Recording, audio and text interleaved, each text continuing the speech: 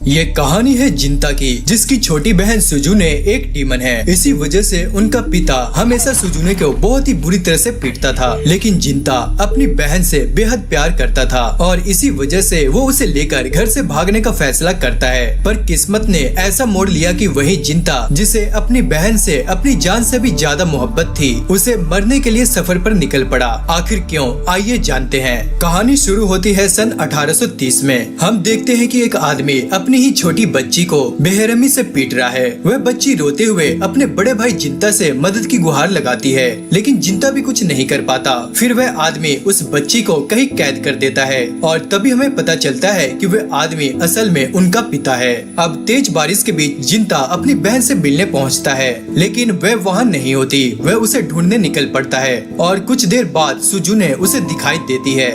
भैया, आप मुझसे दूर रहो, नहीं तो पिताजी आपको भी मारेंगे। शांत हो जाओ, रो मत। अच्छा देखो, हम यहाँ से भाग चलते हैं। और फिर दोनों भाई बहन उस रात घर से भाग जाते हैं। अब दोस्तों, बरसात, ठंडी हवाएं और अंधेरी रात में दोनों एक जगह पर बैठ जाते हैं। रात में ठंड बहुत थी, लेकिन वो खुश थे कि कम से कम वो साथ तो है। पर कुछ देर बाद अचानक सुजुने बेहोश हो जाती है। जिंता भी धीरे धीरे बेहोश होने लगता है और धुंधली आंखों से उसे एक अजीब सा शख्स दिखाई देता है। इसके बाद जब जिंता की आंखें खुलती है तो वह खुद को उस आदमी की पीठ पर देखता है जो उसे और उसकी बहन को लेकर जा रहा था। थोड़ी देर ले जाने के बाद वह आदमी जिंता को जमीन पर उतार देता है और वो कहता है कि अब वो खुद चले। फिर वह दोनों को अपने साथ एक गांव ले जाता है और अब हमें पता चलता है कि ये गांव ब्लैक स्मिथ का है, जहां सिर्फ तलवार बनाने वाले रहते हैं। जब वे उस आदमी के घर पहुंचते हैं तो उसकी बेटी भागकर अपने पिता से लिपट जाती है। बेटा, अब से ये दोनों भी हमारे परिवार का हिस्सा होंगे। हे सुनो, मेरा नाम शिरायुकी है। अब दोस्तों, जिंता और सुजुने भी अपना नाम बताते हैं, लेकिन सुजुने नोटिस करती है कि शिरायुकी जिंता से कुछ ज्यादा ही अपनापन दिखा रही होती है। अब रात में नींद न आने पर जिंता देखता है कि वह आदमी अपनी तलवार चमका रहा है और असल में वह एक पहरेदार है जो लोगों की रक्षा करता है।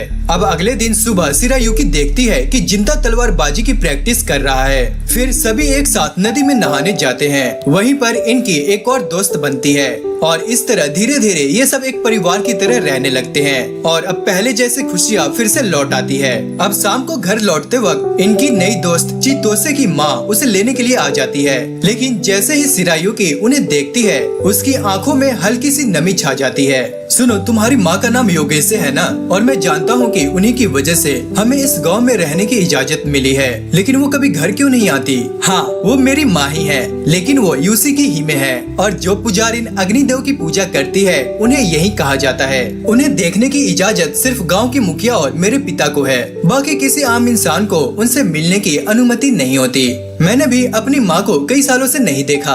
अब दोस्तों, समय तेजी से गुजरता है और देखते ही देखते 3 साल गुजर जाते हैं। हम देखते हैं कि जिंता महाशय से तलवारबाजी की ट्रेनिंग ले रहा है, लेकिन महाशय आसानी से उसके वारों से बच जाते हैं और हर बार उसे मात दे देते हैं। मैं तो बिल्कुल भी प्रोग्रेस नहीं कर पा रहा। ऐसा मत सोचो जिंता, तुम धीरे धीरे और भी बेहतर हो रहे हो। इसके बाद दोस्तों, महाशय अपनी ड्यूटी पर चले जाते हैं। शिरायुकी अपने पिता को उनकी तलवार पकड़ा देती है और फिर जिंता के पास आती है। सुनो, तुम्हारी बड़ी बहन होने के नाते मुझे तुम्हें चीयर करना चाहिए। इसके बाद दोस्तों, वो जिंता का सिर सहलाने लगती है। हालांकि असल में शिरायुकी की उम्र जिंता से कम है, लेकिन शिरायुकी खुद को उससे ज्यादा मैच्योर मानती है। तभी वहाँ पर सिजुमे आ जाती है और माहौल यहाँ पर ठंडा हो जाता है। चलो, अब खाने का वक्त हो गया है। और इसके बाद वह और सुजुने दोनों जिंता की ओर अपने हाथ आगे बढ़ाती है। जिंता भी स्माइल करते हुए दोनों का हाथ थाम लेता है। अब दोस्तों, अगले सीन में हम देखते हैं कि जिंता बड़ा हो चुका है। अब वह एक डीमन हंटर है। पुजारी ने उनकी तारीफ कर रही है क्योंकि हाल ही में उसने उस डीमन को मारा था जो गांव में भेष बदलकर घुस आया था। तभी एक ताऊ कहते हैं, डीमंस की उम्र 1000 साल से भी ज्यादा होती है, लेकिन अगर कोई डीमन किसी जवान पुजारिन की मांस खा ले तो वो अमर हो जाता है। और इसी वजह से हमारी पिछली पुजारिन योगासे भी एक डीमन का शिकार हो गई और उसे हराने के लिए शिरायुकी के पिता को अपना बलिदान देना पड़ा था। शायद वो डीमन द सेक्रेट स्वॉर्ड या राई हथियाना चाहता था। ये तलवार पीढ़ी दर पीढ़ी यूशी की हिमे को मिलती आई है। कहा जाता है कि ये तलवार इस गाँव की सबसे बेहतरीन स्मिथिंग टेक्निक से बनाई जाती जाती है और अब शायद डीमंस इसकी ताकत हासिल करना चाहते हैं। तभी गांव का एक आदमी कियोमासा बोलता है, लेकिन इस बार तो वो डीमंस अपने इरादे में कामयाब नहीं होंगे, क्योंकि अब पुजारिन की रक्षा करने वाले हैं सेंटिनल्स। हालांकि उनमें से एक को तो तलवार चलाने के अलावा कुछ आता ही नहीं। असल में दोस्तों ये बंदा जिंता को टॉन्ट मार रहा होता है, लेकिन तभी पुजारिन कहती है इस जगह पर सब बराबर है। और दोस्तों ये पुजारिन और कोई नहीं बल्कि शिरायुकी ही है। अब मीटिंग खत्म होती है और सब लोग चले जाते हैं, बस जिंता रुक जाता है। तभी शिरायुकी अपने पर्दे से बाहर आती है और कहती है, सुनो, तुम्हें मुझे प्रिंसेस बुलाने की जरूरत नहीं है, मुझे मेरे नाम से पुकारो। तुम्हारे अलावा अब मुझे मेरे नाम से पुकारने वाला कोई नहीं बचा, शिरायुकी। अब दोस्तों शिरायुकी अपना नाम सुनकर बहुत खुश हो जाती है। सुनो, आज यहाँ सुजुने भी आई है। अब दोस्तों दोनों प्रिंसेस रूम में झांकते हैं। वहाँ सुजुने सो रही होती है और उसका शरीर अब भी बच्ची जैसा ही है, जरा भी बड़ा नहीं हुआ।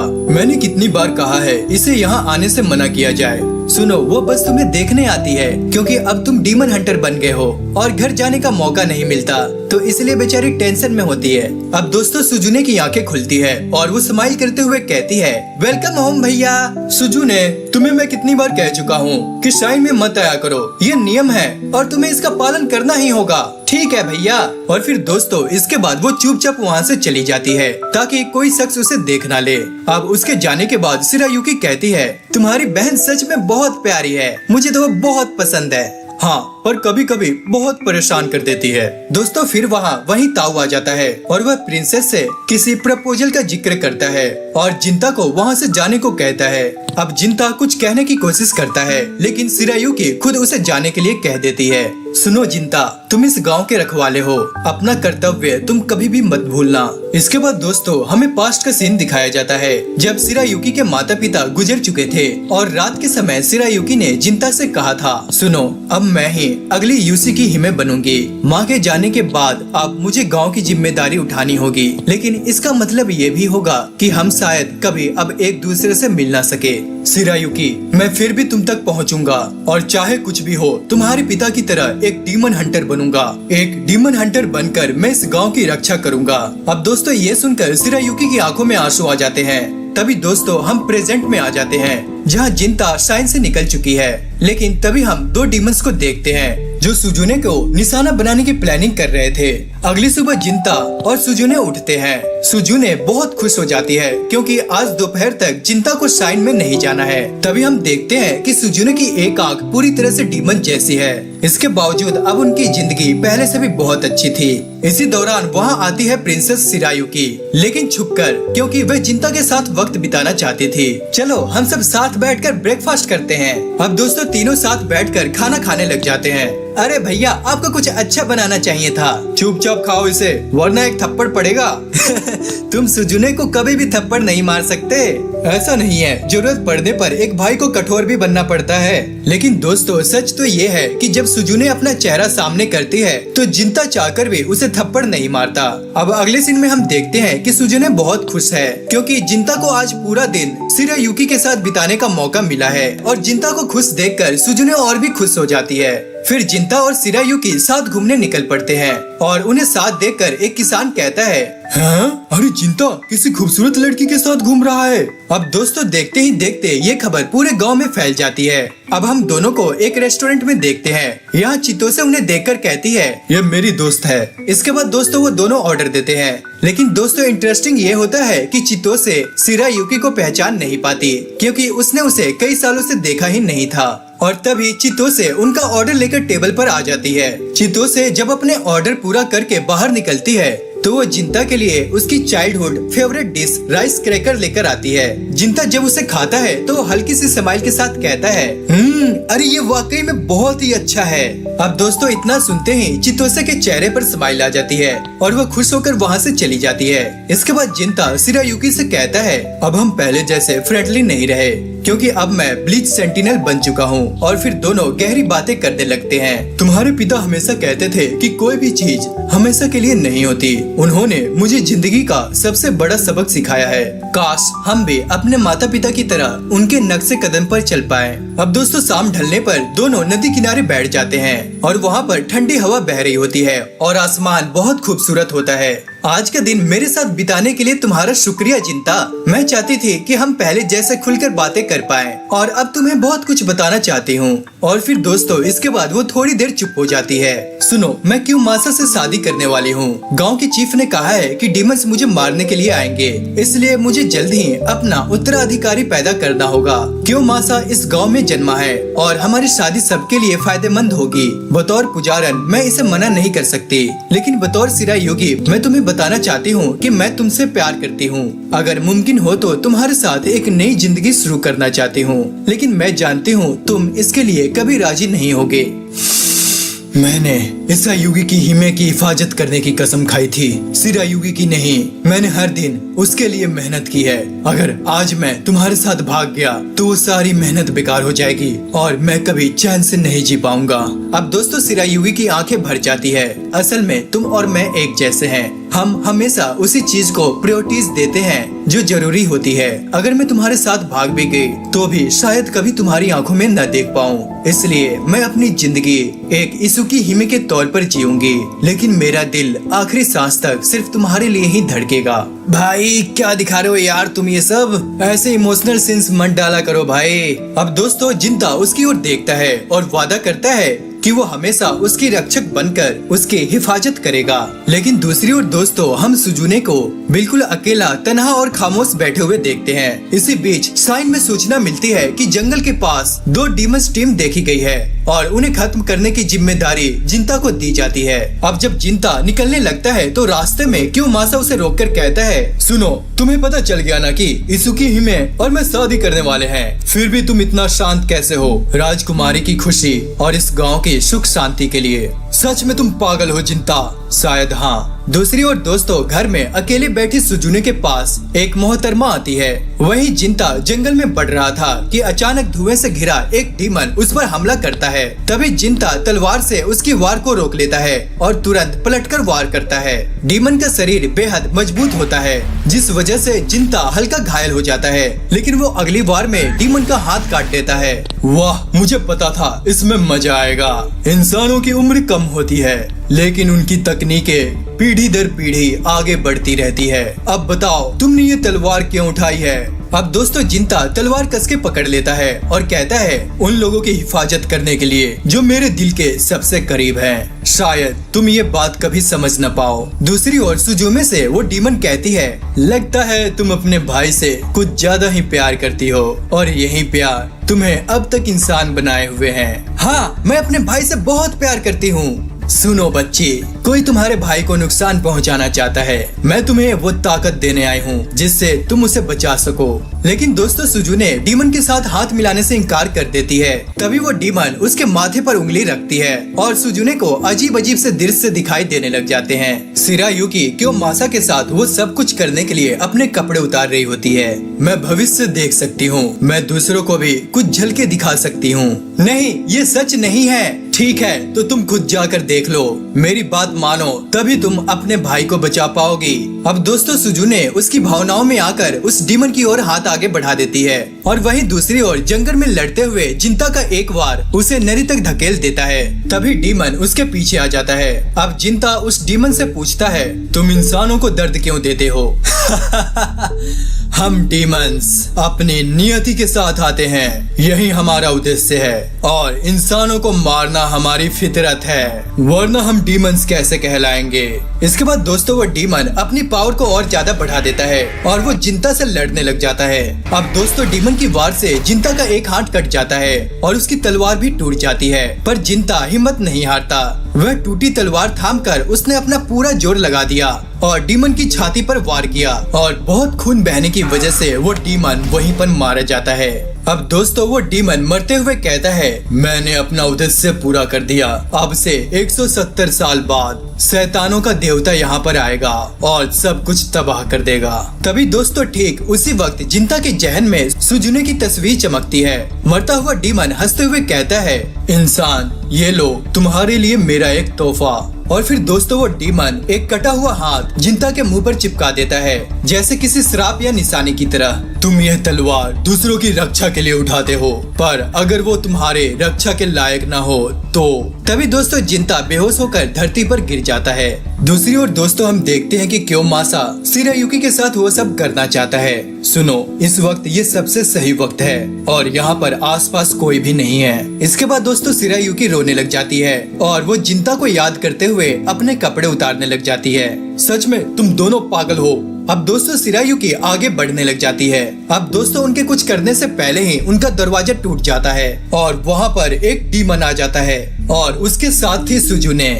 वहीं दोस्तों दूसरी ओर हम जिंता को देखते हैं जहां वो अब होश में आ चुका होता है और वो देखता है कि उसका हाथ अब वापस से जुड़ चुका है। अब जिंता तुरंत वहां से उठकर सुजुने की ओर जाता है, पर तभी जिंता देखता है कि गांव में चारों तरफ आग लगी हुई है। अब यहाँ सुजुने शिरायुकी से पूछती है, मुझे लगा तुम जिंता से बहुत प्यार करती हो, पर तुम्हें तो कोई भी चलेगा। तभी जिंता अपने घर पर पहुँचता है और वो देखता है तो वहाँ पर कोई भी नहीं होता। वहीं दूसरी ओर गाँव में चारों तरफ आग लगी होती है और सब लोग आग बुझाने में लगे होते हैं। वही सुजुमे कहती है, मैंने अपने भाई की खुशी के लिए अपने जज्बात को अपने दिल में दबा कर रखा, पर तुमने ऐसा क्यों किया? मैं समझ सकती हूँ कि तुम अपने भाई से बहुत प्यार करती हो, इतना कि तुम अपने भाई के लिए अपने आप को छोटा रखा ताकि तुम हमेशा उसकी छोटी बहन रहो। पर तुम प्लीज मुझे माफ कर दो। इसे की हिमे होने के नाते मुझे गाँव को बचाना होगा। शिरायुकी, मैंने तुम्हारे लिए वो सब कुछ छोड़ना चाहा, पर तुमने ये सिलसिला दिया। तुमने तो मुझे बेवकूफ बना कर रख दिया, पर मैं अब हर चीज का हिसाब लूंगी।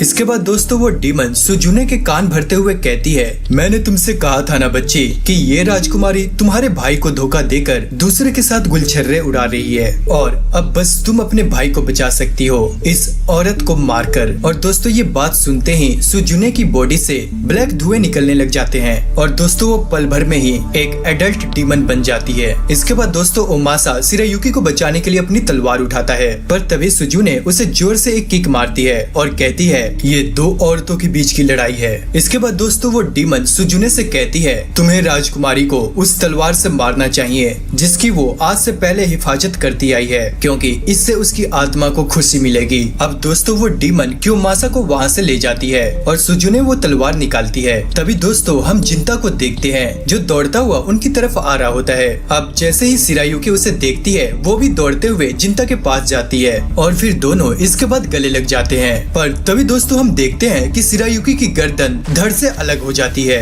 पर तभी दोस्तों पीछे से सुजुने आ जाती है, भैया आप ठीक तो हैं? और दोस्तों सुजुने के हाथों में शिरायुकी का सिर था। इसके बाद दोस्तों वो पागलों की तरह शिरायुकी की बॉडी में जोर जोर से तलवार मारने लग जाती है, पर जिंता ये सब बर्दाश्त नहीं कर पाता। तभी वो अपनी तलवार निकालकर सुजुने पर अटैक करता है। आप मुझ पर अटैक क्यों कर रहे हैं? ये मैं हूँ आपकी छोटी बहन। क्या तुम सुजुने हो? पर तुमने शिरायुकी के साथ ऐसा क्यों किया? भैया वो राजकुमारी आपको धोखा दे रही थी, असल में वो किसी और से शादी करने वाली थी, इसलिए मैंने उसे मार दिया। पर अब आपको दुखी नहीं होना पड़ेगा, चलिए भैया हम घर चलते हैं। सुजुने, तुमने उन सभी को धोखा दिया है जिन्होंने तुम्हें बचपन से पाला पोसा, तुम्हें बड़ा किया। तुमने शिरायुकी को मार दिया। ये तुमने क्या किया सुजुने? और अब तुम्हें घर जाना है। ये तुम नहीं हो, ये कोई और है। इसके बाद दोस्तों जिंता उस पर अटैक करता है, पर हम देखते हैं कि उसकी तलवार टूट जाती है, पर इसके बाद उसकी बॉडी में से भी डीमन पावर निकलने लगती है। अब उसका हाथ उसी डीमन की तरह हो जाता है जिससे जिंता ने फाइट की थी। आखिर आप मुझ पे गुस्सा क्यों कर रहे हैं भैया? मैंने तो आपके लिए उसे मारा है, वो असल में आपको धोखा दे रही थी। अपना मुंह बंद रखो। तो आप मुझे बाकियों की तरह छोड़ देंगे? आप भी बाकियों की तरह निकले, आप मेरी दुनिया थे, पर अब आप मुझे मारना चाहते हैं। इसके बाद दोस्तों हम देखते हैं कि वो बिजली की रफ्तार से जिंता पर अटैक करने लग जाती है और फिर अपनी एक हाथ से जिंता के पेट पर अटैक करती है, पर वो अपना हाथ वापस निकाल नहीं पाती। तभी जिंता उस पर एक जोर का अटैक करता है और सुजुने दूर जाकर गिरती है। पर दोस्तों इतनी पावरफुल अटैक से भी सुजुने मरती नहीं है। अब उसे फिर से जिंदा देखकर दोस्तों जिंता फिर से उस पर अटैक करता है, पर अब की बार वो डीमन उसके सामने आ जाती है और उस अटैक को डॉज कर लेती है। ये अटैक दोस्तों इतना पावरफुल था कि अगर ये सुजुने को लगता तो सुजुने वहीं पर मर जाती, पर उसकी किस्मत अच्छी थी कि ये डीमन सामने आ गई। इसके बाद दोस्तों वो डीमन सुजुने को वहाँ से भाग भागने के लिए कहती है और अब सुजुने वहाँ से चली जाती है। अब जिंता अपने हाथ को उस डीमन के शरीर से बाहर निकालने की कोशिश करता है, पर वो अपना हाथ बाहर नहीं निकाल पाता। अब मैं हर एक चीज से नफरत करने लगी हूँ भैया, और अब मैं इस पूरी दुनिया को तबाह कर दूंगी। पर भैया, मैं सब कुछ तबाह करने से पहले एक आखिरी बार आपसे मिलने जरूर आऊंगी। आखिर मैंने अपना उद्देश्य पूरा कर ही लिया। मैंने भविष्य देखा है, आने वाले टाइम में डीमंस लोगों के लिए बस किस्से और कहानियां बनकर रह जाएंगे और मैं यहाँ अब खुशी खुशी मर सकती हूँ। और दोस्तों, यहीं पर ये डीमन मारी जाती है। तभी दोस्तों अचानक से बारिश होने लगती है और जो गांव में आग लगी थी अब वो बुझने लगती है। अब दोस्तों जिंता शिरायुकी की बॉडी के पास आता है और रोते हुए कहता है, शिरायुकी मुझे माफ करना, मैं तुम्हारी जान नहीं बचा पाया। और फिर इतना कहने के बाद दोस्तों वो जोर जोर से रोने लग जाता है। अब दोस्तों कुछ दिन बीतते हैं और अब हम देखते हैं कि गाँव में आग की वजह से जो नुकसान हुआ था उसे लोग धीरे धीरे अब ठीक कर रहे हैं। और वहीं हम जिंता को देखते हैं जो अपना सामान पैक करके अब वापस वहाँ से जा रहा होता है। पर अचानक से वहाँ पर गांव के चीफ आ जाते हैं और वो उन्हें बताता है कि वो इस गांव को अब छोड़ के जा रहा है ताकि अब वो आने वाले टाइम में शैतानों की देवता को खत्म कर सके। वो डीमन और कोई नहीं दोस्तों बल्कि जिंता की बहन होती है सुजुने, जिसने शिरायुकी को मारा था। उसने जिंता के प्यार को मारा था, इसलिए अब जिंता भी सुजुने को जिंदा नहीं छोड़ने वाला। अब दोस्तों ये बात सुनकर गाँव का चीफ जिंता को याराई तलवार देता है ताकि वो डीमन को आसानी से मार सके। और अब दोस्तों इस तलवार का असली मालिक जिंता है और अब पुराने रीति रिवाजों के मुताबिक अब जिंता के नाम में कांची जोड़ दिया जाएगा, यानी अब उसका नया नाम होगा जिनिया कांची। और दोस्तों अब चौंकाने वाली बात यह है कि इस तलवार की असली देखरेख करने वाला यूसी की हिमे का पूरा खानदान अब खत्म हो चुका है और अगर जिंता इसे साथ न ले जाए तो यह तलवार मंदिर में धूल खाते खाते बस एक कहानी बनकर रह जाएगी। इसलिए जिंता इसे लेकर निकल जाता है। इसके बाद दोस्तों हम गाँव के मुखिया को जिंता के सामने झुकते हुए देखते हैं और वो जिंता से कहता है, मैं जानता था बच्चे कि तुम और राजकुमारी एक दूसरे से बहुत प्यार करते थे, पर मेरा पोता क्योमासा भी राजकुमारी से बहुत प्यार करता था, इसलिए मैंने अपने पोते की शादी राजकुमारी से करनी चाहिए। अब दोस्तों ये सुनकर जिंता गांव के मुखिया को उठाता है और अब वह निकल जाता है अपने नए सफर पर तभी दोस्तों वहाँ पर चितोसे आ जाती है। जिंता, मेरे नजरों में जैसे तुम पहले थे वैसे तुम आज भी हो, इसलिए प्लीज तुम रुक जाओ, मत जाओ कहीं भी।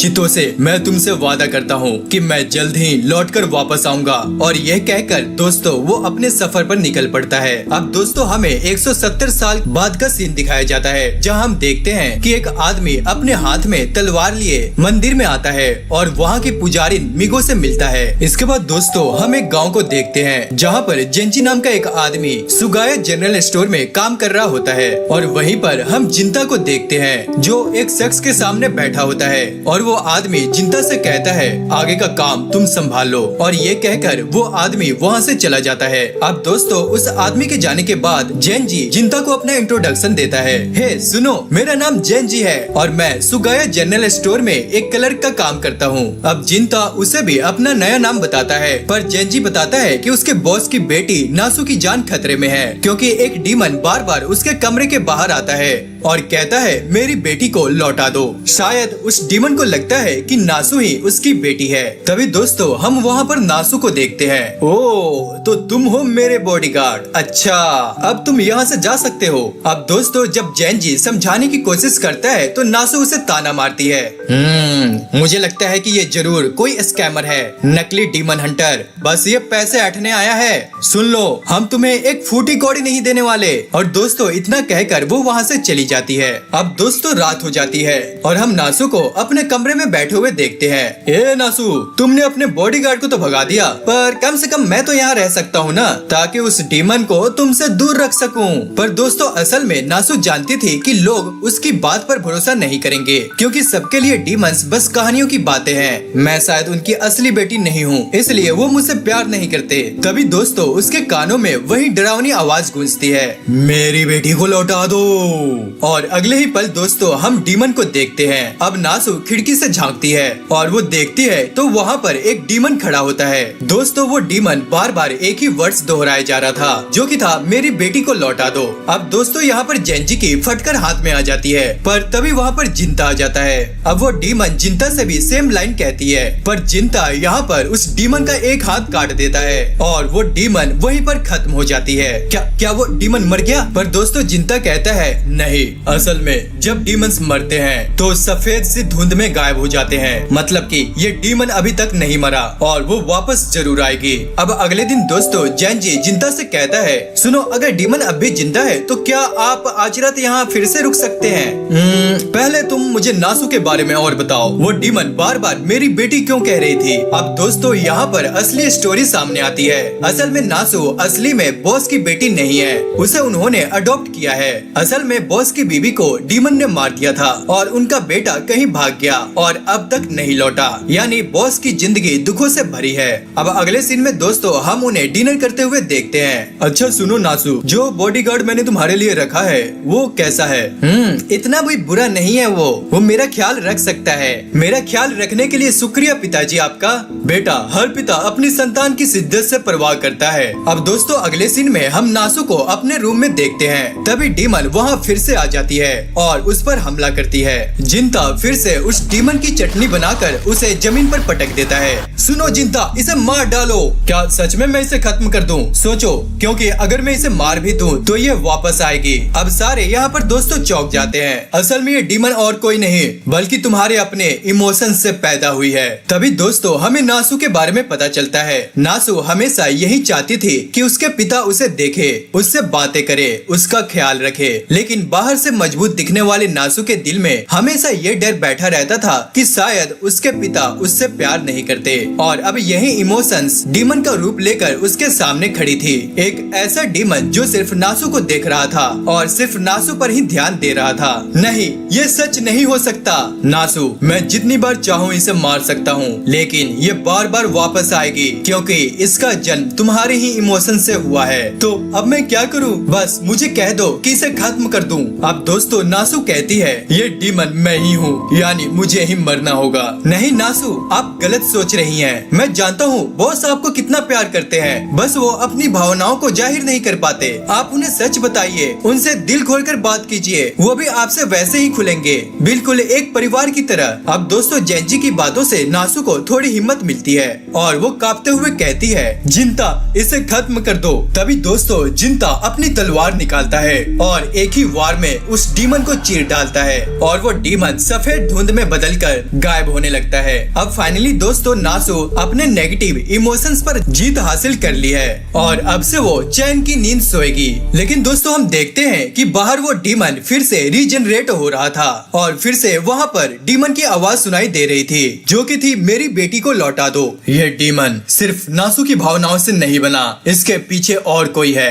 तभी दोस्तों जिंता को एहसास होता है कि यह डीमन जुजो समा की पत्नी की उस बेटी से जुड़ा है और साथ ही जिंता की अपनी माँ की भावनाओं से भी। अब जिंता को जैसे ही ये सच्चाई पता चलती है, वो डीमन टूटकर बिखरने लगती है। इसके बाद जिंता तलवार उठाकर धीरे से कहता है, हर किसी को वर्तमान में जीना चाहिए। हम खुद को हमेशा अतीत की जंजीरों में कैद नहीं रख सकते। प्लीज अब आराम कीजिए। और अब फाइनली दोस्तों वो डीमन हमेशा के लिए खत्म हो जाती है और हमें पता चलता है कि असल में वो डीमन और कोई नहीं बल्कि वह जिंता की माँ ही थी। अब दोस्तों अगले दिन जिंता के वापस जाने का वक्त आता है। जेंजी जिंता को शुक्रिया कहता है, सुनो जिंता, मैं भी खुद को बदलूंगी, पर मुझे ऐसा करने में थोड़ा वक्त लगेगा। तुम्हारा बहुत बहुत शुक्रिया मेरी जान बचाने के लिए। नासू, शुक्रिया मत कहो, शायद मैंने भी यहाँ पर अपना पुराना कर्ज चुका दिया है। असल में जब मैं भी छोटा था तो मैं भी उसी चीज को सच मानता था जो मेरे सामने थी, पर कई बार चीजें जितना हम सोचते हैं उससे ज्यादा गहरी होती है और मैं बस उस वक्त ये बात नहीं समझ सका और अपनी हकीकत से भाग गया और मैं यहाँ उसी की भरपाई करना चाहता था। अब दोस्तों नासू को उसकी बातें समझ में नहीं आती और अब जिंता वहाँ से जाने लग जाता है। अब दोस्तों जिंता के वहाँ से जाने जाने के बाद जुजू सामा वहाँ सामने आते हैं। सुनिए मास्टर, आपको भी उसे शुक्रिया अदा करना चाहिए था। नहीं, मुझे ऐसा करना जरूरी नहीं लगा। मुझे यकीन था कि वो ये काम कर लेगा। अच्छा, आपको उस पर इतना ज्यादा यकीन क्यों था? तुम पागलों जैसी बातें मत करो। असल में हर पिता को अपने बेटे पर भरोसा होता है। पर दोस्तों, जेंजी को ये बात समझ में नहीं आती। पर दोस्तों, अब हमें पता चल गया है कि जिंता असल में इस महाशय का बेटा है। और दोस्तों, यहाँ पर हम देखते हैं कि यही बंदा कहानी के स्टार्टिंग में सुजुने को पीट रहा होता है। अब जैसे ही वो जाने लगते हैं, नासु उनसे कहती है, क्या मैं भी आपकी कोई मदद कर सकती हूँ? क्योंकि जाने से पहले जिंता ने कहा था कि हमें हमेशा दूसरों की मदद करना चाहिए। सुनो बच्ची, तुम्हें कुछ भी करने की जरूरत नहीं है। एक बच्चा अपने माता पिता की सारे कर्मों की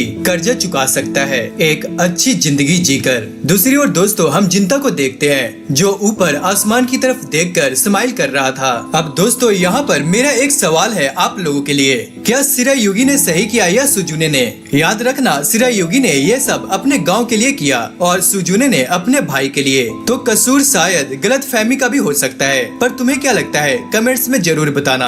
इसके बाद दोस्तों, स्टोरी आगे बढ़ जाती है और हम एक रेस्टोरेंट का सीन देखते हैं जहाँ पर ओफू नाम की एक लड़की कांपते हुए जिंता को खाना सर्व कर रही होती है। उसके पिता जो कि रेस्टोरेंट के मालिक होते हैं, वो जिंता से कहते हैं, बेटा, हाल ही में यहाँ एक सीरियल किलर घूम रहा है। मुझे अपनी बेटी की बहुत चिंता है। महाराज को जल्द ही कुछ करना चाहिए। असल में दोस्तों, ये दुकान सिर्फ 10 दिन पहले ही खुली थी और मालिक को ये जगह बेहद सस्ती में मिल गई थी। अब दोस्तों, फिर से रेस्टोरेंट का मालिक जिंता से कहता है, बच्चे, तुम लगातार यहाँ 5 दिनों से आ रहे हो इस खतरनाक गांव में। यह अजीब है। पिताजी, आप ये कैसी बातें कर रहे हैं? अच्छा बच्चे, ये खाना तुम्हें कैसा लगा? खाना ना बुरा ना अच्छा। बच्चे, तुम्हारा लहजा काफी कठोर है। लगता है तुम्हारे साथ अतीत में बहुत बुरा हुआ है। सुनो बच्चे, आखिर तुम करते क्या हो? मैं डीमंस को मारता हूँ। अब दोस्तों, उसकी बातें सुनकर रेस्टोरेंट का मालिक कहता है, हमारे गांव में जो सीरियल किलर है वो अजीब तरीके से लोगों को मारता है। लाशों की हालत देखकर लगता है कि ये काम किसी इंसान का नहीं बल्कि किसी डीमन का है। अब दोस्तों, यहाँ पर ओफू डरते हुए कहती है, डीमंस और सीरियल किलर दोनों बहुत डरावने हैं। सर, आप अपना ख्याल रखिएगा प्लीज। सुनो बच्ची, मैं कोई बच्चा नहीं हूँ कि तुम मुझे ऐसा कहो, पर मुझे तो आपके अंदर एक बहुत ही प्यारा सा बच्चा नजर आता है। अब दोस्तों, ये बात सुनकर जिंता यहाँ पर चुप हो जाता है। अब दोस्तों, हम अगले सीन में रात को जिंता को पुल पर खड़ा होकर डीमंस का इंतजार करते हुए देखते हैं, पर वहाँ पर कोई भी नहीं आता। अब जिंता उस जगह से जाने ही वाला होता है कि अचानक एक औरत की तेज चीख सुनाई देती है और वो फौरन उस आवाज की तरफ दौड़ पड़ता है। वो वहाँ पहुंचकर देखता है कि कुछ मुर्दों की लाशें बुरी हालत में पड़ी होती है। अब खून से सनी जमीन और टूटी हुई हड्डियां इस बात का सबूत है कि ये कोई आम इंसान नहीं बल्कि किसी डीमन का काम है। लेकिन दोस्तों, जिंता यहाँ पर हैरान था क्योंकि उसे औरत की चीख सुनाई दी थी, मगर यहाँ पर कोई भी औरत नहीं थी। तभी दोस्तों, उस पर एक तेजी से हमला होता है। इससे पहले कि जिंता को कुछ समझ आता, उस पर एक और हमला हो जाता है। पर दोस्तों, इस बार वो उस हमले को अपनी तलवार से रोक लेता है। लेकिन दोस्तों, हम देखते हैं कि यहाँ पर कोई भी मौजूद नहीं होता। तभी दोस्तों, पीछे से फिर से उस पर हमला होता है। अब जिंता समझ जाता है कि ये काम जरूर किसी डीमन का है और फिर वो इसके बाद अपनी डीमन पावर एक्टिवेट करता है। अब इसके बाद जब वो डीमन दोबारा उस पर अटैक करता है तो जिंता उसकी तलवार तोड़कर अपने एक जबरदस्त स्लैश से उसे घायल कर देता है। मेरे सामने आओ डीमन, और मरने से पहले अपना नाम बताओ। तभी दोस्तों, वो डीमन उसके सामने प्रकट होता है। मेरा नाम है मुसुके।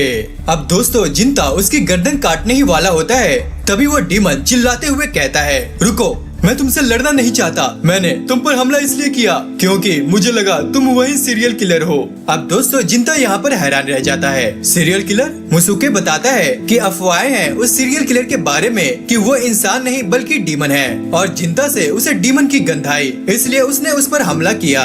सुनो, पर तुम उस सीरियल किलर को क्यों मारना चाहते हो? अब दोस्तों, मुसुके कहता है, आओ कहीं बैठकर हम बात करते हैं। अब दोस्तों, हम देखते हैं कि जिंता मुसुके के घर में बैठा होता है। उसका घर बहुत ही छोटा होता है और कमरों में अंधेरा होता है और बहुत ही शांति होती है। तभी मुसुके शराब लेकर आता है और उससे कहता है, ये लो, इसमें जहर नहीं है। मैं इस गांव में इंसानों के बीच इंसान बनकर शांति से रहता हूँ। मैं 100 साल से जिंदा हूँ और मेरे पास अदृश्य होने की ताकत है। हाँ, मैं सुपीरियर डीमन हूँ, लेकिन मैं कोई स्ट्रॉन्ग वॉरियर नहीं। तुम्हें देखकर तो नहीं लगता कि तुम कोई किलर हो। हाँ, मुझ पर यकीन करने के लिए तुम्हारा शुक्रिया। इसके बाद दोस्तों वो बताता है कि इस गांव में जितने लोग गायब हो रहे हैं उतनों की लाशें मिली ही नहीं, और जितने मर्द मारे गए वो मौके पर ही पड़े थे, लेकिन औरतें उन्हें अगवा कर लिया गया। अब दोस्तों ये कहते कहते मुत्सुको की आंखें भर जाती है। उसने मेरी बीवी को अगवा किया था, उसका नाम हासु था। वो जानती थी कि मैं डीमन हूँ, लेकिन फिर भी उसने मुझे प्यार किया।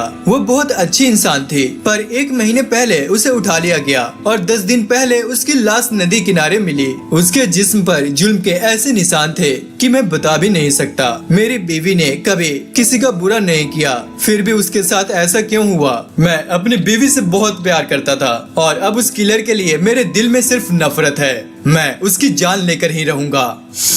सुनो, तुम्हें चिंता करने की कोई जरूरत नहीं है। उस डीमन को मैं मारूंगा क्योंकि ये मेरा काम है। सुनो, तुम्हें ढूंढने में मैं मदद करूंगा, लेकिन आखिरी बार उस पर मैं करूंगा। क्या तुम सच में किसी की जान लेने का बोझ अपने ऊपर लेना चाहते हो? हम डीमंस कभी झूठ नहीं बोलते, कभी भी नहीं। अब दोस्तों ये सुनकर जिंता उसका साथ देने के लिए राजी हो जाता है। अगली सुबह दोनों गाँव में उस सीरियल किलर के बारे में जानकारी इकट्ठा करने लगते हैं, लेकिन कई दिन गुजर जाते हैं, फिर भी कोई ठोस सुराग नहीं मिलता। फिर एक रात दोनों बैठकर शराब पी रहे होते हैं। जिंता, तुम डीमंस को क्यों मारते हो? पैसों के लिए? नहीं यार, तुम सिर्फ पैसों के लिए किसी की जान नहीं लेते, तुम्हारे पास कोई और वजह है ना?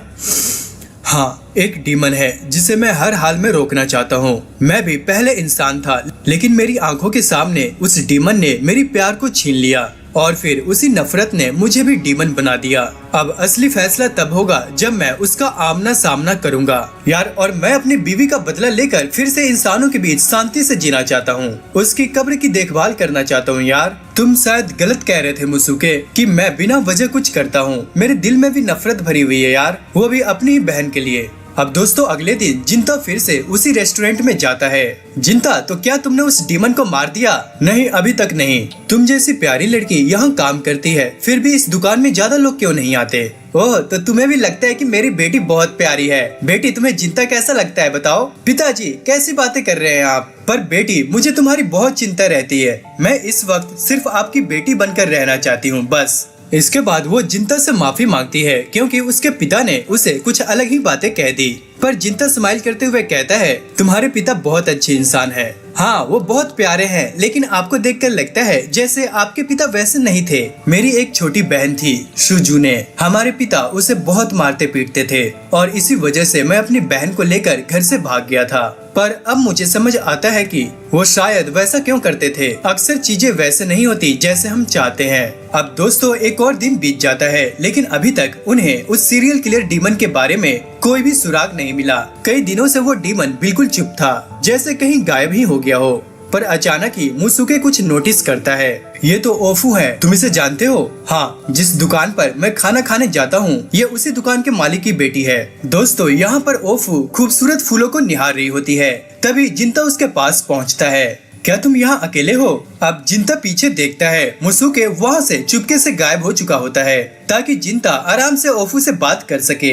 तुम यहाँ क्या कर रही हो ओफू? मैं इन खूबसूरत फूलों को देख रही थी। इनका नाम स्नो विलो है। ये चेरी ब्लॉसम की फैमिली के ही मेंबर है, पर ये तो चेरी ब्लॉसम से काफी अलग लगते हैं। हाँ, लेकिन फिर भी ये बहुत खूबसूरत होते हैं। जब खिलते हैं तो पूरे वादियों की रौनक बढ़ा देते हैं। भले ही इन्हें देखकर ऐसा लगे जैसे ये उदास हो, पर मैं जानती हूँ ये खुद को कभी उदास नहीं मानते, वरना हर साल इतनी खूबसूरती से क्यों खिलते। सुनो, चलो अभी यहाँ से चलते हैं, तुम्हारे पिता तुम्हारे इंतजार कर रहे होंगे। ठीक है। सुनो जिंता, तुम्हें देखकर हमेशा लगता है कि तुम खुद को बहुत ज्यादा पुश करते हो, शायद इसलिए क्योंकि मैं सिर्फ एक उद्देश्य के लिए जी रहा हूँ। अच्छा, मुझे नहीं पता कि तुम्हारा उद्देश्य क्या है, पर कभी कभी जिंदगी में थोड़ा रिलैक्स रहना भी जरूरी होता है। शायद मैं तुम्हारी ये बात मान न सकूं। तभी दोस्तों ओफू को कुछ और सुंदर फूल दिखते हैं और वो बताती है इन फूलों का नाम विंटर डैफनी है क्योंकि ये सर्दियों में खिलते हैं। और देखो वहाँ जो छोटे सफेद फूल लगे हैं ना, वो है चिकवुड। मैं इन्हें जानता हूँ, मेरे गांव में इन्हें फूलों से दवाइयाँ बनाई जाती थी। बचपन में मेरी एक दोस्त थी, उसे मिठाइयाँ बहुत पसंद थी। वो इतनी मिठाइयाँ खा लेती थी कि पेट दर्द करने लगता था। फिर इन्हीं फूलों से बनी दवा उसे दी जाती थी। अब दोस्तों ये सुनकर ओफू स्माइल कर देती है। जिंता, तुम सच में बहुत प्यारे हो। तुम फूलों की खूबसूरती को महसूस करते हो और अपनी जिंदगी की प्यारी यादों को दिल में संजोए रखते हो। लेकिन तुमने अपने उद्देश्य के लिए इन सबको अपने अंदर दबा लिया है। तुम्हें ऐसा नहीं करना चाहिए। असल में तुम्हें प्रेजेंट में जीना चाहिए। जब तुम अपने आसपास देखना शुरू करोगे, तुम्हें बहुत से खूबसूरत फूल खिलते हुए दिखेंगे। उसकी ये बातें सुनकर जिंता बस हल्की सी स्माइल देता है और फिर ओफू को उसके घर तक छोड़ने आता है। सुनो, अब मैं अपने पापा को क्या कहूँगी कि तुम मेरे साथ क्यों थे?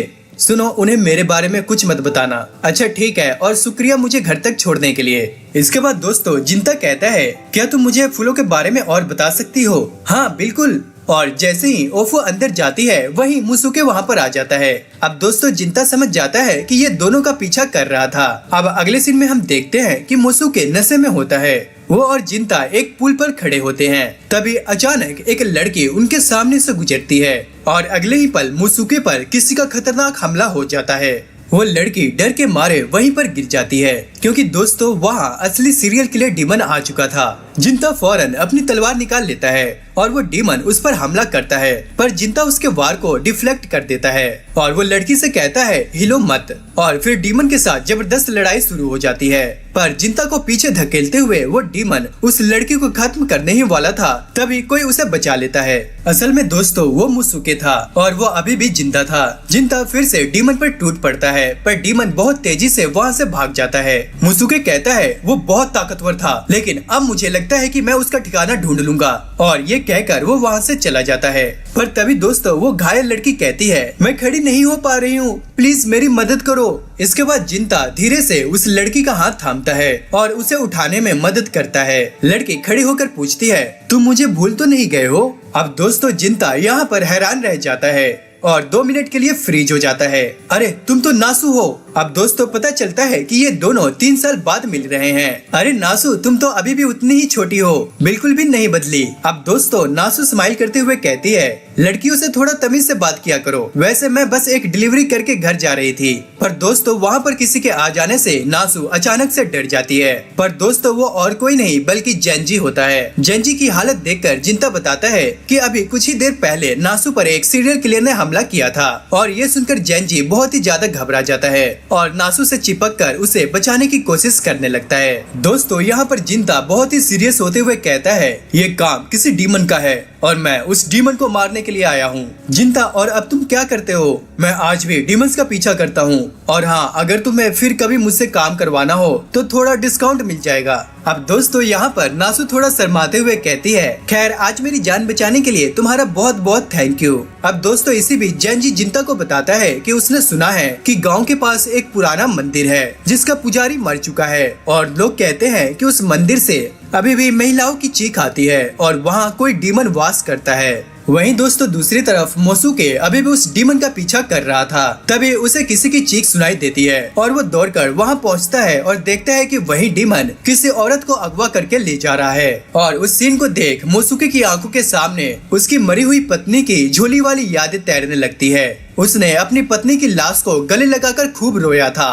अब दोस्तों गुस्से से भागकर मोसुके डीमन के पीछे पीछे चलने लगता है और वो उसे उस मंदिर तक ले जाता है। मोसुके चुपके से मंदिर के अंदर दाखिल होता है और छुपकर देखते हुए पाता है कि डीमन उस महिला को बहुत ही बुरी तरह से खा रहा होता है। उसके हाथ पांव अलग हो रहे हैं, चारों ओर खून फैला हुआ है और लास्ट में सिर्फ उसकी गर्दन बची हुई दिखाई देती है। अब दोस्तों ये सीन देखकर मोसुके गुस्से से फूट पड़ता है और वो गुस्से में आकर उस पर हमला कर देता है, पर डीमन एक ही वार में मुसुको को गंभीर रूप से जख्मी कर देता है। फिर वह उस औरत का सिर पकड़कर उसे भी खा लेता है। अब डीमन वहाँ से चला जाता है और थोड़ी दूर पर जख्मी मुसुके पड़ा होता है। कुछ ही देर बाद जिंता उस मंदिर में पहुँचता है। जेंजी ने उसे उस मंदिर और इसके बारे में पहले बताया था। अब जिंता ये देखकर घबरा जाता है और वह तुरंत मोसुके के पास पहुंचता है। अब दोस्तों मोसुके बहुत ही बुरी तरह से यहाँ पर घायल होता है और वो रोते हुए कहता है, माफ करना, मैं कुछ भी नहीं कर पाया। उसने मेरी आंखों के सामने एक औरत को पूरी तरह से खा लिया। अब दोस्तों जिंता उसकी तरफ अपनी तलवार दिखाते हुए कहता है, यह तलवार कातो नामक एक गाँव में बनाई गई थी। यह डीमंस के खिलाफ हमारी एक तरह की शुभ संकेत है और अब हम इस डीमन का सिर काट कर रहेंगे।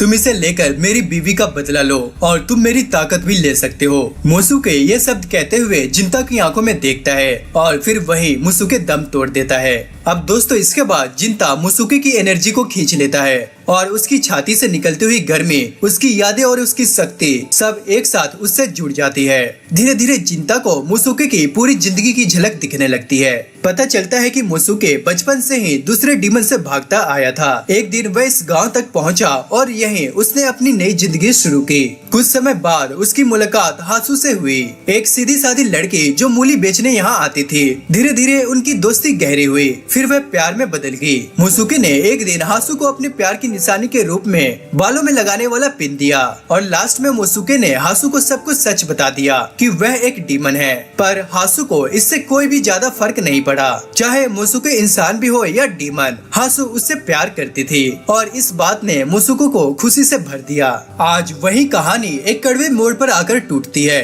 जिंता की आंखों के सामने मोसुके धुआं बनकर गायब हो जाता है और लास्ट में यहाँ उसकी मौत हो जाती है। वहीं उस समय वही एक डीमन एक औरत को पकड़कर मंदिर में ले आया था और वो धीरे धीरे उसे खाते हुए अपना सच बताता है। उसका एक अंदरूनी स्वर जो उसे बार बार कहता है कि उसे पुरुषों को मारना है और फिर किसी चीज की तलाश है, घर जहाँ वह वापस जाना चाहता है, पर उसे समझ में नहीं आता कि उसका असली घर कहाँ है। उस आवाज ने उसे एक खौफनाक रिजल्ट पर पहुंचा दिया। उसे एक नया शरीर चाहिए, एक ऐसा शरीर जो उसे घर पहुंचाने में मदद करे। इसलिए उसने औरतों को अगवा करना और उन्हें निगलना शुरू कर दिया ताकि वे जितने संभव हो उतने शरीर इकट्ठा कर सके और अपने अस्तित्व का कोई अर्थ पा सके। पर दोस्तों तभी वहाँ पर जिंता आ जाता है और वो मोसुके की गायब होने की पावर का यूज करते हुए वो उस डीमन का हाथ काट देता है। अब डीमन यहाँ पर चीख उठता है और बेहिसाब दर्द के मारे लड़खड़ा जाता है और एक हाथ से ही जिंता पर टूट पड़ता है। पर जिंता इनविजिबिलिटी से उसके सभी वार से बच जाता है। डीमन बेहद पावरफुल था, इसलिए जिंता अपनी एक ही डोमिनिक पावर निकालता है और एक ही झटके में उस डीमन की गर्दन काट देता है। अब डीमन वहीं पर तड़पने लगता है। जिंता उसके पास झुककर एक सवाल करता है, तुम मर्दों को मौके पर ही मार देते हो और महिलाओं को यहाँ अपनी मांद में लाकर रख देते हो, पर मोसुके की बीवी की बॉडी बिल्कुल सही सलामत थी। अगर तुमने उसे मारा होता तो तुम उसे खा जाते। आखिर तुम क्या चीज हो?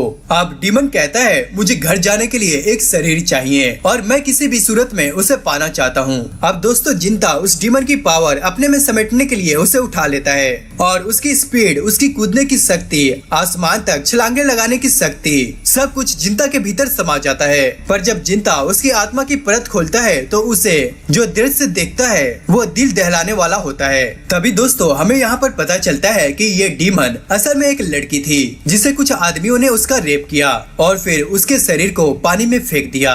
डूबते हुए भी उसके मन में सिर्फ एक ही ख्याल था, मैं इस तरह घर वापस नहीं जा सकती, मुझे एक शरीर चाहिए। इस बदलती सोच और क्रोध ने उसे एक भयानक रूप दे दिया। अब घर की तलाश में औरतों को खाने पर आमादा था और तभी दोस्तों जिंता को सच्चाई का सबसे दर्दनाक हिस्सा समझ में आता है। असल में ये डीमन वही हासू थी, मोसुके की पत्नी। हासू का आत्मा भाव, उसकी यादें और उसकी आंसू से भरी आखिरी चीजें सब जिंता के सामने सब धुएं की तरह धुलकर गायब हो जाती है और जमीन पर सिर्फ हासू का वही बालों का पिन बचा रह जाता है। वही पिन जो मोसुके ने दिया था, वो पिन उसके हाथों में चमकता है और जिंता को महसूस होता है कि इस लड़ाई का अर्थ अब सिर्फ प्रतिशोध नहीं रहा, यह अब एक टूटे हुए प्यार, एक बर्बाद हुई जिंदगी और उनके लिए न्याय की लड़ाई भी है। अगले दिन जिंता वहाँ से निकल पड़ता है मोसुके के घर पर उसकी पत्नी और मोसुके की सारी यादें छोड़कर। उधर दुकान पर महाशय कहते हैं, जिंता यहाँ कई दिनों से आया नहीं ना? ओफू कहता है, नहीं, कल मेरी उससे मुलाकात हुई थी, उसने कहा था कि जाने से पहले आखिरी बार दुकान में जरूर आएगा। अब लोगों का मरना बंद हो गया है तो उसका काम भी खत्म हुआ ना? ओफू थोड़ा सोचते हुए कहती है, शायद कुछ डीमंस अभी भी जिंदा हो। और तभी दोस्तों सीन शिफ्ट होता है। रात के वक्त दो आदमी बात कर रहे होते हैं। एक कहता है, अब किसी औरत के साथ मजे लेने चाहिए, शादीशुदा या कुंवारी। और दोस्तों ये वही दोनों घटिया लोग हैं जिन्होंने मोसुके की पत्नी का बलात्कार किया था। तभी अचानक उनके सामने जिंता आ जाता है और वो बहुत ही ज्यादा गुस्से में होता है। पलक झपकते ही वो दोनों आदमी हवा में उड़ते हुए गिर पड़ते हैं और वहीं पर मर जाते हैं। इसके बाद दोस्तों जिंता धीरे से कहता है, मोसुके अब तुम्हारी आत्मा को असली मायने में शांति मिलेगी। तुम्हारी पत्नी पत्नी के गुनहगार अब इस दुनिया में नहीं रहे। और इसी तरह दोस्तों जिंता वहाँ से चला जाता है। इसके बाद दोस्तों हम देखते हैं कि रात का आसमान बहुत ही ज्यादा खूबसूरत होता है और चांदनी हवाएं बह रही होती है। कसम से दोस्तों ये सीन बहुत ही ज्यादा देखने लायक था। अब अगले सीन में हमें एक छोटी सी बच्ची की आवाज सुनाई देती है। वो एक बॉल के साथ खेलते हुए बहुत प्यारा गाना गा रही होती है। गाना खत्म करके वो स्माइल करती है और कहती है यही खत्म होता है ये गाना। इसके बाद दोस्तों हमें एक मायूस आदमी दिखाया जाता है। वो एक दुकान में जाने ही वाला था, तभी उसकी नजर एक आदमी पर पड़ती है। उस चेहरे में उसे किसी और की झलक दिखाई देती है। वो उसी की ओर बढ़ता है, लेकिन तभी एक लड़की उससे टकरा जाती है और वो लड़की उससे तुरंत माफी मांगती है और वो भी झट से कहता है नहीं, इसमें मेरी भी गलती थी। और इसी वक्त ओफू के पिता वहाँ आकर कहते हैं अरे आप तो नाओसुका मिउरा सामा है ना, एक प्रसिद्ध और दयालु समुराय। अगले दिन दोस्तों ओफू उनके लिए खाना लेकर आती है, पर नाओसुका के चेहरे पर उदासी होती है। माँ से पूछते हैं क्या हुआ मिउरा सामा, आप कुछ परेशान लग रहे हैं। वो कहते हैं अगर आप बुरा न मानो तो मैं कुछ बताना चाहता हूँ। बिल्कुल बताइए आप, मेरा एक बड़ा भाई है। अब दोस्तों माँ से यहाँ पर चौंक जाते हैं। क्या क्या कह रहे हैं आप तो अपने परिवार के इकलौते वारिस है, आपका तो कोई भाई नहीं था। नहीं, मेरा बड़ा भाई है सादा नागा मिउरा। पर दोस्तों महाशय और ओफू दोनों ये नाम पहले कभी भी नहीं सुने थे। धीरे धीरे नाओसुका खुद भी शक करने लगता है कि शायद उसका दिमाग ही खराब हो गया है। यहाँ तक कि उसके माता पिता भी कहते थे कि उसका दिमाग खराब हो गया है। अब महाशय उसे दिलासा देते हैं हिम्मत रखिए आप, सब ठीक होगा।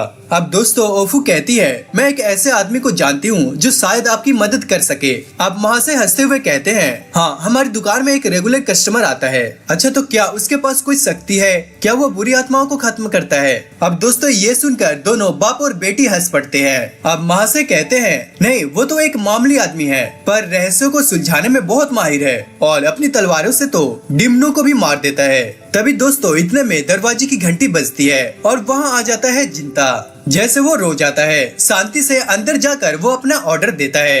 अब नाओसुका उसे गौर से देखता है, उसकी आंखों में जैसे कोई उम्मीद की किरण दिख रही हो। अब थोड़ी देर बाद जब जिंता खाना खा रहा होता है, महाशय मुस्कुराकर कहते हैं कहीं तुम्हें हमारी दुकान के खाने की लत तो नहीं लग गई। हाँ, कुछ ऐसा ही समझिए आप। अब दोस्तों ओफू उसके लिए चाय लेकर आती है। अब जिंता कहता है तुम दिन पर दिन और भी बेहतर होती जा रही हो। अब दोस्तों ओफू यहाँ पर शर्माने लगती है, बेहतर तो बनना ही होगा ना। और वैसे तुम्हारा काम कैसा चल रहा है जिंता। काम तो वैसे बहुत ही बढ़िया चल रहा है। अब फूलों के खिलौने का मौसम आ गया है, सारे फूल खिल रहे हैं और मैं इन खूबसूरत फूलों से अपनी नजरें हटा नहीं पाता। दोस्तों कहीं जिंता ओफू पर लाइन वाइन तो नहीं मार रहा, आपको क्या लगता है कमेंट करके मुझे जरूर बताना। अब दोस्तों ओफू हंसकर कहती है तो फिर मैं तुम्हें बाद में फूलों के बारे में और बताऊंगी। ओफू स्माइल करते हुए कहती है। इसी बीच दोस्तों बाद में नासुका आ जाता है और वो अपना नाम बताकर उनसे माफी मांगता है। अरे माफ करना कि मैं बीच में आ रहा हूँ, पर मैंने सुना है कि आप डीमंस और ऐसे ही फेनोमिना संभालते हैं। हाँ, मैं डीमंस को मारता हूँ। अच्छा सुनिए, मैं चाहता हूँ कि आप मेरे लिए एक रहस्य सुलझाएं। डीमंस को मारने के अलावा शायद मैं आपकी हर बात में मदद न कर पाऊँ, पर बताइए क्या हुआ। अब दोस्तों ये सुनकर नाओसुका का चेहरा उदास हो जाता है और वो बिना खाए ही वहाँ पैसे देकर चला जाता है और वो बहुत ही ज्यादा सैड और कहीं खोया खोया सा लगता है। अब दोस्तों महाशय उसके पीछे पलक झपकाकर जिंता से कहते हैं सुनिए, क्या आप नाओसुका सामा की मदद नहीं कर सकते। उसका बड़ा भाई अचानक गायब हो गया है और अब वह बहुत कष्ट में है। और दोस्तों ओफू भी उन दोनों के पास आकर कहती है किसी करीबी को खो देना दिल को बहुत ठोस देता है, प्लीज आप उनकी मदद कर दीजिए। अब दोस्तों उनके कहने पर जिंता उनकी बातें मान जाता है और महाशय इसके बाद स्माइल करते हुए कहते हैं कि वो उन कुछ लोगों में से हैं जो यहाँ रेगुलर आते हैं। मैं आपको इसलिए यहाँ तक लाया। अगले सीन में हम दोस्तों जिंता को नासु के साथ देखते हैं। नासु देखती है कि जिंता बड़े चाव से मोची खा रहा है, उसकी फेवरेट डिश। नासु भी उसे चखती है और बोलती है ओह ये तो बहुत टेस्टी है। तभी दोस्तों जिंता हल्के स्माइल के साथ पूछता है वैसे तुम और जेंजी कब शादी कर रहे हो। और दोस्तों ये सुनते ही नासु के गले में खाना अटक जाता है और वो हंसते हुए चिढ़कर कहती है अरे तुम पागल हो क्या, मैं जेंजी से शादी कैसे करूंगी, वो तो मुझे बड़े भाई जैसा लगता है। तुम्हारे पिता को तो ये देखकर बहुत खुशी होगी कि तुम एक अच्छे दिल वाले लड़के से शादी करोगी। अब दोस्तों नासु जल्दी से टालते हुए बोलती है मेरे पिता ने कहा है कि मैं अपने पति खुद चुन सकती हूँ और वैसे तुम जैसे मुसाफिर से कौन शादी करेगा। नासु उसे जिद करके पूछती है, वैसे तुम्हारी उम्र क्या है? मैं 31 का हूँ। और दोस्तों ये सुनकर नासु चौंक जाती है, अरे तुम तो जेंजी से भी बड़े हो। हाँ, पर जिंदगी पर उम्र का असर नहीं दिखता। कुछ देर के लिए माहौल हल्का सा हो जाता है, पर दोस्तों फिर भी जिंता सीरियस होकर कहता है, अब मुझे फिर अपने काम पर लौटना होगा। अब दोस्तों नासु यहाँ पर थोड़ी झिझकते हुए कहती है, तुम सफर करके डीमंस को क्यों मारते हो? काश मेरे पास भी इस सवाल का कोई पक्का जवाब होता, पर मुझे लगता है कि मेरे पास यही एक रास्ता है। अब दोस्तों नासु यहाँ पर हंसते हुए कहती है, सच में तुम्हारी पर्सनैलिटी बहुत अजीब है। कई बार मुझे लगता है कि जैसे तुम्हें इस दुनिया की कोई परवाह नहीं, पर शायद तुम एक उड़ता हुआ परिंदा हो जिसकी कोई मंजिल नहीं। अब दोस्तों यहाँ पर जिंता हल्की से स्माइल करता है और नासु वहाँ से अपने दुकान की तरफ चल पड़ती है। जाने से पहले नासु हंसकर कहती है, अरे ज्यादा मत सोचो वरना बुड्ढों की तरह झुर्रियाँ आ जाएंगी। और दोस्तों ये सुनते ही जिंता अंदर ही अंदर हंसने लगता है। दोस्तों समझ रहे हो, इन दोनों के बीच खिचड़ियाँ पक रही है। दूसरी ओर दोस्तों नाओसुका की माँ घर पर टेंशन में रहती है और वो बार बार कहती है, अब तुम अपनी खोज बंद करो, तुम्हारा कोई बड़ा भाई नहीं है। मैंने तुम्हें कितनी बार बताया है, ये सब तुम्हारा मन का बहम है। पर दोस्तों नाओसुका उनकी बातों पर विश्वास नहीं करता। मैं अपने भाई को ढूंढूंगा और उसके मिलने के बाद मैं अपनी सारी जिम्मेदारियां निभाऊंगा। और दोस्तों इसी वचन के साथ वह फिर से निकल पड़ता है। वह अपने घर से दूर तक चला जाता है, पर एक वर्ड थी जो उसके दिमाग में बार बार गूंज रही थी, घर लोगों से बनता है, जगहों से नहीं। और दोस्तों उसकी यादों में उसके बड़े भाई के बताए हुए कुछ सिद्धांत तैरते हैं। एक समुराय के कुछ उसूल होते हैं, उन्हीं पर वह जिया और उन्हीं पर वह मरेगा। तभी दोस्तों वहाँ पर जिंता आ जाता है। सुनो, मैं तुम्हारी यहाँ मदद करने आया हूँ, पर मैं वादा नहीं कर सकता कि तुम्हें हर सवाल का जवाब मिल जाएगा। अब दोस्तों यहाँ पर नाओसुका कहता है, कोई बात नहीं, मैं बहुत खुश हूँ कि तुम मेरे साथ हो। तुम्हारे भाई के गायब होने से पहले हालात कैसे थे? क्या वहाँ कोई शक या संकेत थे?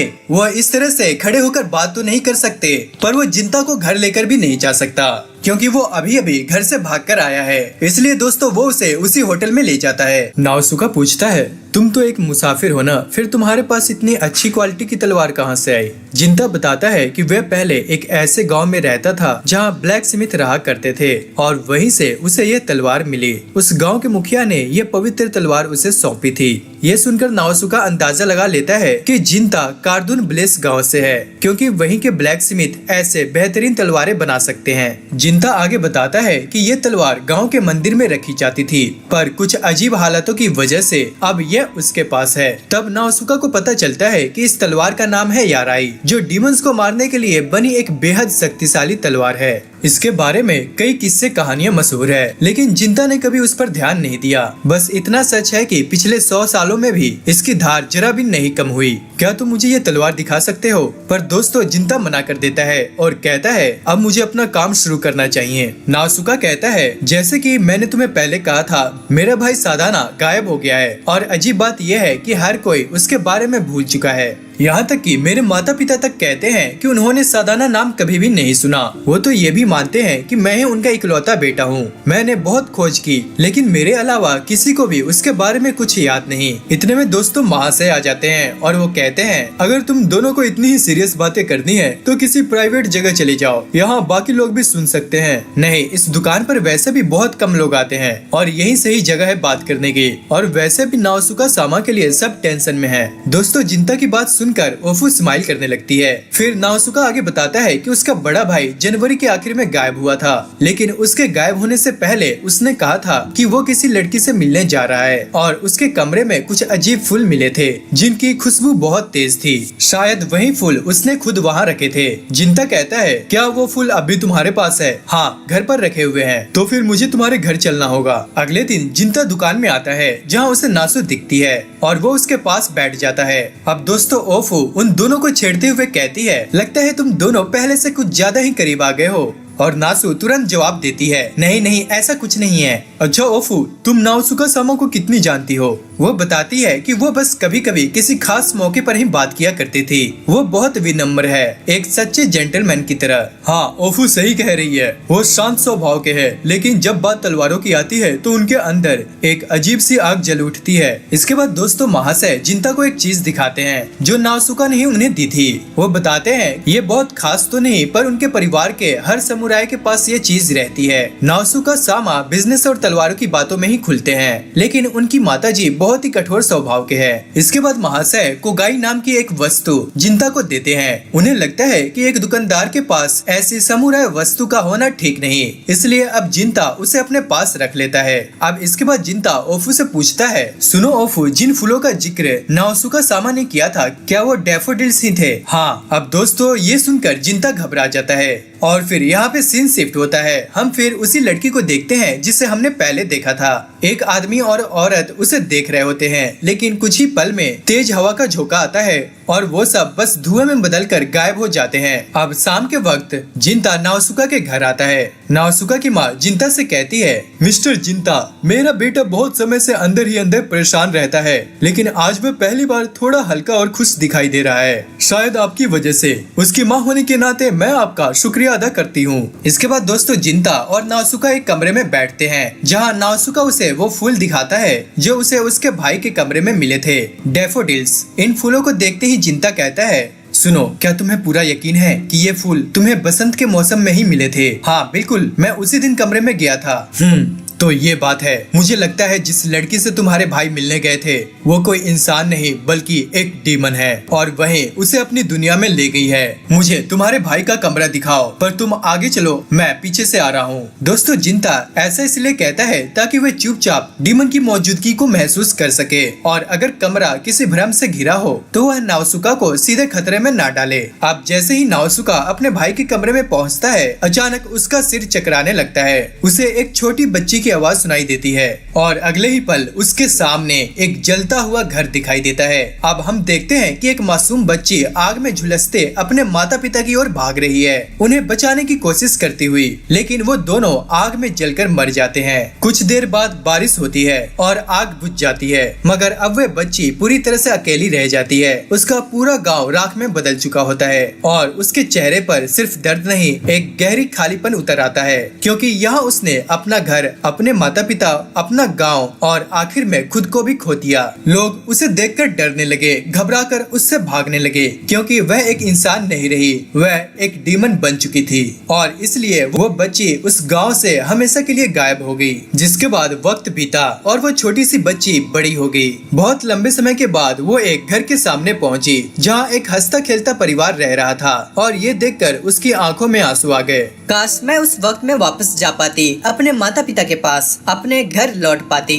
और दोस्तों इतना कहते ही पूरा माहौल ही बदल जाता है। उसके सामने उसके माता पिता दिखाई देने लगते हैं और वो फिर से एक छोटी बच्ची बन जाती है और वो दौड़कर अपने माता पिता की तरफ भागती है। लेकिन तभी दोस्तों नाओसुका की आंखें खुल जाती है और वो खुद को एक दूसरी ही दुनिया में पाता है। उससे पहले कि वो कुछ समझ पाता, जिंता वहाँ पहुँच जाता है। अब दोनों को एहसास होता है कि ये वही जगह है जहाँ नाओसुका का भाई गायब हुआ था और जहाँ इस बच्ची की असली कहानी छुपी हुई थी। तभी दोस्तों नाओसुका को अपना भाई सादा नागा दूर बैठा दिखाई देता है और एक बच्ची को देखते हुए वो स्माइल कर रहा होता है। हे सुनो, तुम्हें खाने में क्या पसंद है? लेकिन दोस्तों बच्ची दुखी होकर कहती है, तुम यहाँ से चले क्यों नहीं जाते? तुम्हारा परिवार तुम्हारा इंतजार कर रहा है। मुझे तो यहाँ अपने माता पिता दिखाई देते हैं, यही मेरे लिए काफी है, इसलिए तुम वापस जाओ। नहीं बच्ची, ये तुम्हारी गलत फहमी है। घर दीवारों से नहीं बनते, लोगों से बनते हैं। जहाँ सुकून न मिले वो घर नहीं होता। तुम न जाने कितनी सदियों से यहाँ अकेली हो, बस अपने माता पिता की परछाई को देखते देखते थक गई हो।